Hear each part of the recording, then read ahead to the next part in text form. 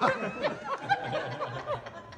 really like the times in the car where you always had a kettle in your car. And you had a little tea break, so you had a kettle, would stop, boil the kettle, make a cup of tea. Nobody does that. That was beautiful. I loved it. A woman of leisure.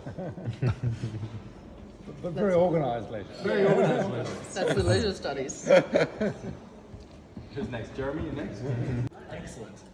Oh, memories from Granny. I remember there was this, I don't know where it was, but there was this town somewhere in New South Wales where there's this attraction that's basically a terrible Yeti monster that you put 50 cents in and it comes out of the water and yells at you. Murray Bridge. Yeti. Remember you took us there? Bunyip, that's the one. The Yeti monster. Is it still there? Yeah. It is true. He was quite Bunyip young. at the reserve. Yeah. And I remember the first time you took us there, I had scared the life out of me. Which is this terrible monster. I was like, how old was It was Granny's 70th or 75th. We took her on that trip.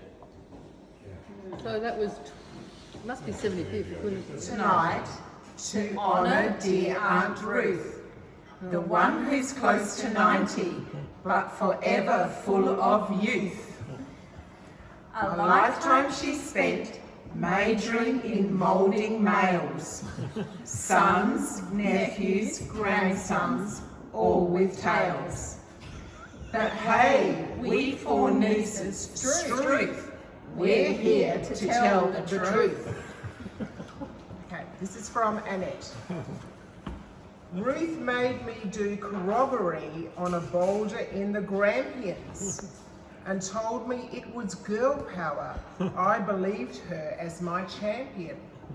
She taught me how to bushwalk and clear branches out of place. She promptly then let go of one that whacked me in the face. She told me on my 50th that I had finished my achievement stage. It was now a time for learning to get me to a ripe old age. My latest lesson from Auntie Ruth has surely put me in good standing. She said, never have a man exclusively, dear. They end up too demanding. And this is from me.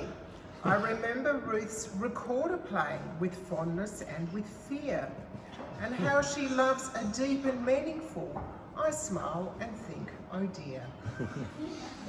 She taught me how to love the bush, be bold and strong as women, to never doubt my abilities and be thankful for what I'm given.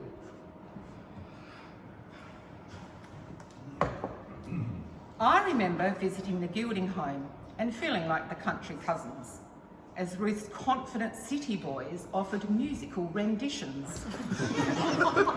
In awe I listened and longed to so accomplished be, while all I knew was apricots, the river and the mallee. I rode their bike down a steep city street. That was something I could do.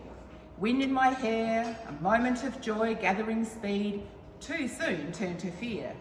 In vain the foot brakes failed, there were none, and I was in the poo, as a busy intersection was rapidly looming near. You see, my humble deadly treadly lacked such fancy handbrakes, so with panic and resourcefulness, I stopped the only way I knew. Dented pride, a damaged knee, a lifelong scar, for memory's sake. I still have it, big hole in my knee. And then one day I grew in stature, when Auntie Ruth invited me, a girl among so many boys, adventure as a lure, to camp with her in Wilson's Promontory. That was a great camp, thank you. Family camping in out-of-the-way places and boat trips on the river, field Nat's days, campfire songs, Roger's constant birding, climbing trees. These were integral to cousin life for us country Murray Bridges. Ruth reinforced this love, the solace of the bush, and the need it met for me. Later in life, gutsy Aunt Ruth took the plunge and went to university. This encouraged me to pursue my dreams, to balance head and heart, to take time to also have the courage to find a pathway unique to me. Auntie Ruth, and in fact all her siblings, gave this to me in some part. Okay, this is my bit. I still recall Mum's horror. Aghast was her mood when Ruth casually told her of camping in the nude. It was a nudist colony. It was great. And Mum was so shocked. I just will never forget. This doesn't rhyme at all, but Mum said, "But whatever for?" It's one of the favourite moments of my childhood. Sorry, I've totally lost the meter now. On a visit, I thought Melbourne drivers crazy. That's the truth. But then I slowly realised, oh no, that's just Ruth. Ruth taught me of mindfulness, being present in the mo, and also to declutter, the need to let stuff go. As a guest, she's easy. She really likes to rest. Her sultana and potato cake, I say, is the best. Three boys have sprung from her dear loins. However did she cope? Somehow they turned out pretty good. Fine lads with sass and hope. She may have had a house of boys and very fine grandchildren, but she also has some pretty awesome nieces, grateful for a role model and who love her to bits and pieces. So here's to Auntie Ruth, our dear old aunt and national living treasure. Happy birthday from your nieces. We love you without measure.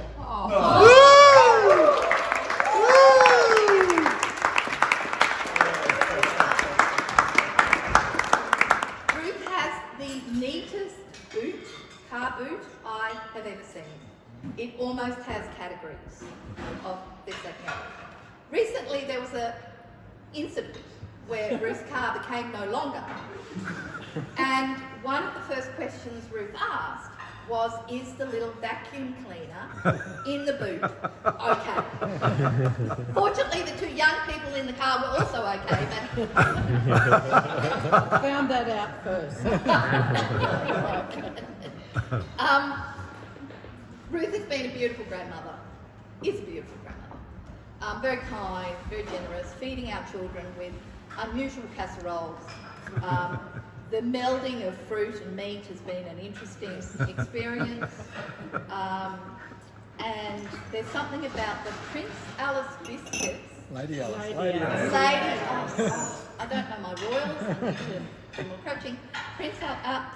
Royal Lady Alice. Lady Alice biscuits. Alias yo-yos.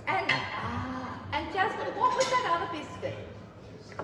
There was another biscuit. No, not Anzac, something else. White Christmas. Anyway, there was another biscuit.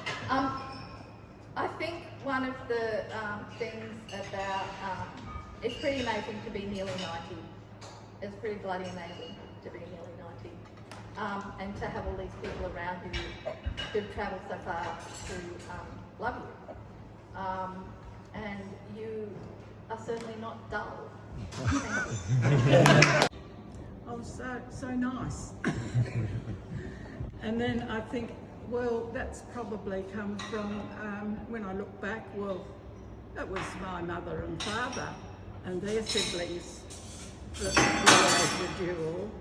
And so it's probably gone back quite a while of people who have done good things and had good attitudes that have produced all you wonderful people who are the delight of my life. And thank you so much for coming and for what you said, and also for what you didn't say.